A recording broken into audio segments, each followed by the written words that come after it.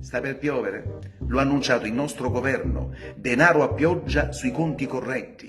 Ognuno di noi, preoccupato per scongiurare esondazioni, ha chiamato la propria banca per farsi costruire un piccolo Mose sul conto. Agli operatori dello spettacolo, per esempio, arriveranno niente meno 1.000 euro. Non sia mai dovesse straripare il loro conto corrente. E come farebbero, poverini? Dovrebbero affrontare altre spese. Loro, non lavorando da circa 10 mesi, avranno sicuramente il conto a secco e una pioggia improvvisa, si sa, crea allagamenti. Scusate, ma li chiamate denaro a pioggia perché questi 1.000 euro li darete con tutte monetine da 5 centesimi?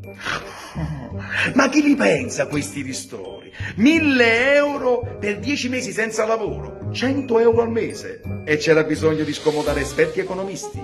Bastava andare alla mia parrocchia e chiedere aiuto a Don Luigi. Lui, ai 100 euro mensili, avrebbe aggiunto pasta, uova e latte. Gli albergatori invece riceveranno un importo maggiorato del 150% rispetto a maggio scorso. Praticamente, se un piccolo albergatore lo scorso maggio ha ricevuto 3.000 euro, col 150% ne avrà 4.500 e si troverà dinanzi a un dilemma. E mo che faccio? Pago fitto o pago bollette? Perché se pago il fitto e non pago le bollette mi staccano la corrente. Se pago la corrente e non pago fitto faranno sfratto. Che faccio con questi 4.500 euro?